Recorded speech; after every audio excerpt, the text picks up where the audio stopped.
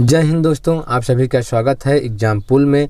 दोस्तों, आज का जो हमारा वीडियो है ICAR ARI technician 5 March first shift में जो जीके और जीएस क्वेश्चन पूछे जाएंगे, महत्वपूर्ण क्वेश्चन लेके आए हैं।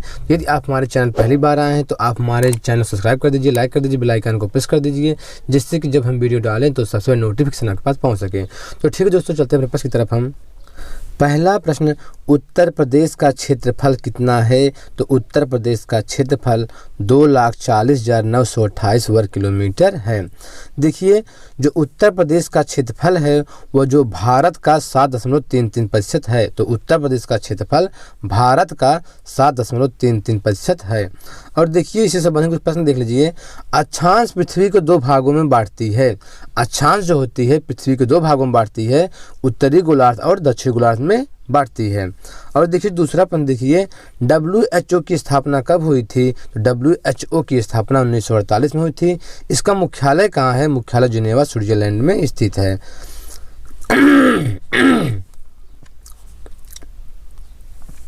तीसरा प्रश्न देखिए, संविधान को एक पवित्र दस्तावेज किसने कहा? तो डॉक्टर भीमराव अंबेडकर ने संविधान को एक पवित्र दस्तावेज कहा था। और देखिए जो चौथा प्रश्न है, अक्षांशीय दृष्टि से भारत किस गोलार्ध में स्थित है? तो अक्षांशीय दृष्टि से भारत जो है उत्तरी गोलार्ध में स्थित है। और 0 डिग्री देशांतर रेखा पृथ्वी के 2 भागों में बांटती है, पूर्वी गोलार्ध और पश्चिमी गोलार्ध। पूर्वी गोलार्ध और पश्चिमी गोलार्ध। और देखिए जो 5वां प्रश्न है, 13वां विश्व कप क्रिकेट 2023 किस देश में खेला जाएगा? तो भारत में खेला जाएगा। एकल नागरिकता किस देश से लिया गया है? तो एकल नागरिकता जो है ब्रिटेन से लिया गया है। अगला प्रश्न देखिए, यहाँ पे नीति है, नीति, ठीक है। तो नीति आयोग के उपाध्यक्ष कौन है? तो नीति आयोग के उपाध्यक्ष डॉक्टर राजीव कुमार हैं। और देखिए जो 8वां प्रश्न है, मकड़ियों का अध्ययन कहलाता है? तो मकड़ियों का अध्ययन एरेक्नोलॉजी कहलाता है। और 9वां क्वेश्चन देखिए, यह है देशांतरी दृष्टि से भारत किस गोलार्ध में स्थित है? तो देशांतरी दृष्टि से भारत जो है पूर्वी गोलार्ध में स्थित है। भारत की पहली महिला फाइटर कौन है? तो भारत की पहली महिला फाइटर शिवांगी सिंह हैं। और देखिए जो 11वां प्रश्न है, राष्ट्रद्वीप का नाम बदलकर क्या रखा गया है? तो राष्ट्रद्वीप का नाम बदलकर जो है नेताजी सुभाष चंद्र बोस द्वीप किया गया है। अगला क्वेश्चन, मूल संविधान के प्रारंभ में कितनी भाषाएं थी? तो मूल संविधान के प्रारंभ में यहाँ 14 भाषाएं थी, ठीक है। तो मूल संविधान के प्रारंभ में 14 भाषाएं थी। और किस अनुसूची में थी? 8वीं अनुसूची में थी, ठीक है। तो पूछता है कि भाषाओं का वर्णन किस अनुसूची में किया गया है? तो भाषाओं का वर्णन 8वीं अनुसूची में किया गया है।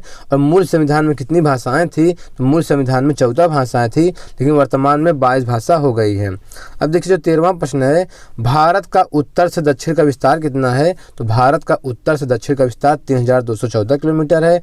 ब्लड ग्रुप की खोज किसने की थी? तो ब्लड ग्रुप की खोज कार्ल लैंडस्टीनर ने की थी। और 15वां क्वेश्चन देखिए, नीति निर्देशक तत्व का उल्लेख किस भाग में किया गया है? तो नीति निर्देशक तत्व का उल्लेख भाग 4 में किया गया है। भारत का पूर्व से पश्चिम का विस्तार कितना है? भारत का पूर्व से पश्चिम का विस्तार 2933 किलोमीटर है। अगला प्रश्न, पोंगल जल्लीकट्टू त्योहार किस राज्य से संबंधित है? तो तमिलनाडु राज्य से संबंधित है। राष्ट्रपति अपना त्यागपत्र किसको देता है? तो राष्ट्रपति अपना त्यागपत्र उपराष्ट्रपति को देता है। अगला क्वेश्चन देखिए, भारत का सर्वाधिक वनावरण प्रतिशत वाला राज्य कौन सा है? तो मिजोरम है। तो भारत का सर्वाधिक वनावरण प्रतिशत वाला राज्य कौन सा है? मिजोरम है। और 20वां क्वेश्चन देखिए, भारत की अंतर्राष्ट्रीय सीमा किस देश के साथ सबसे कम लगती है? तो भारत की अंतर्राष्ट्रीय सीमा सबसे कम जो है अफगानिस्तान के साथ लगती है। कितना लगता है? 106 किलोमीटर लगता है। कपास के उत्पादन में भारत का कौन सा राज्य सबसे आगे है? तो गुजरात है। तो भारत में सबसे ज़्यादा कपास का उत्पादन गुजरात करता है। और विश्व में सबसे अधिक कपास का उत्पादन कौन सा देश करता है? चीन करता है। अगला क्वेश्चन ये भारत है। तो भारत की अंतर्राष्ट्रीय सीमा किस देश के साथ सबसे अधिक लगती है? तो बांग्लादेश साथ लगती है, 4096.7 किलोमीटर लगती है। और देखिए जो 23वां प्रश्न है, भारत का पूर्वोत्तर बिंदु है। तो भारत का पूर्वोत्तर बिंदु क्या है? किबुत हुए, कहाँ है? अरुणाचल प्रदेश में है। भारत का पश्चिमोत्तर बिंदु क्या है? गौरमोहता गुजरात में है। भारत का उत्तरोत्तर बिंदु क्या है? भारत का उत्तरतम बिंदु क्या है? इंदिरा है। और भारत का दक्षिणतम बिंदु क्या है? इंदिरा पॉइंट है, ग्रेट निकोबार द्वीप में स्थित है। अगला प्रश्न, भारत में सबसे अधिक कोयला का उत्पादन किस राज्य में होता है? तो भारत में सबसे अधिक कोयला का उत्पादन झारखंड राज्य में होता है। अब विश्व में सबसे अधिक कोयला का उत्पादन कौन सा देश करता है? चीन करता है। तो विश्व प्रथम कौन है? चीन है। अगला क्वेश्चन देखिए, विश्व की जनसंख्या का भारत की जनसंख्या कितना प्रतिशत है? 17.5 7% है। 26वां क्वेश्चन देखिए, भारत किस महाद्वीप में स्थित है? तो भारत एशिया महाद्वीप में स्थित है।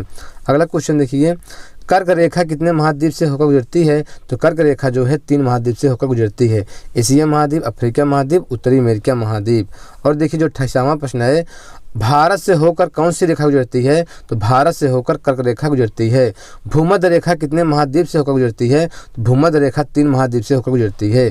कौन कौन सा महाद्वीप है देख लेते हैं, एशिया महाद्वीप, अफ्रीका महाद्वीप और दक्षिणी अमेरिका महाद्वीप। इसमें से क्वेश्चन दोस्तों जरूर आएगा, आप लोग ध्यान से अच्छे से पढ़ लीजिएगा। और देखिए जो 30वां प्रश्न है, मकर रेखा कितने महाद्वीप से होकर गुजरती है? तो मकर रेखा जो है 3 महाद्वीप से होकर गुजरती है। कौन कौन सा महाद्वीप है देख लेते हैं, ऑस्ट्रेलिया महाद्वीप, अफ्रीका महाद्वीप, दक्षिणी अमेरिका महाद्वीप। यही 3 महाद्वीप से जो है रेखा गुजरती है।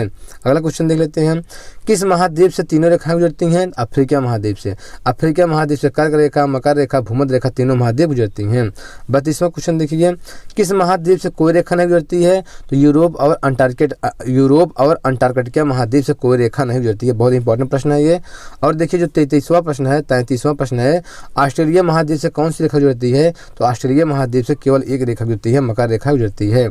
और 34वां क्वेश्चन देखिए, उत्तरी अमेरिका महाद्वीप से कौन सी रेखा गुजरती है? तो उत्तरी अमेरिका महाद्वीप से कर्क रेखा गुजरती है। एशिया महाद्वीप से कौन सी रेखा गुजरती है? तो एशिया महाद्वीप से कर्क रेखा और भूमध्य रेखा गुजरती है।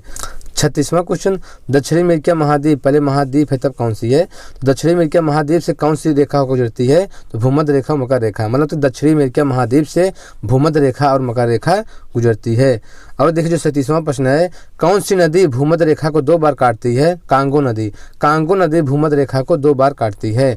कौन सी नदी मकर रेखा को 2 बार काटती है? तो लिम्पोपो नदी।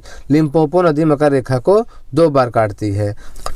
अगला क्वेश्चन, कौन सी नदी कर्क रेखा को 2 बार काटती है? तो माही नदी है। माही नदी कर्क रेखा को 2 बार काटती है। तो ठीक है दोस्तों, इस तरह हमारा 5 मार्च फर्स्ट सेट में जो क्वेश्चन पूछा जाएगा उसको आपको बता दिए हैं। तो यदि आप हमारे चैनल पहली बार आए हैं तो आप हमारे चैनल सब्सक्राइब कर दीजिए, लाइक कर दीजिए, बेल आइकन को प्रेस कर दीजिए, जिससे कि जब हम वीडियो डालें तो सबसे पहले नोटिफिकेशन आपके पास पहुँच सके। तो ठीक है दोस्तों, आज इतना ही।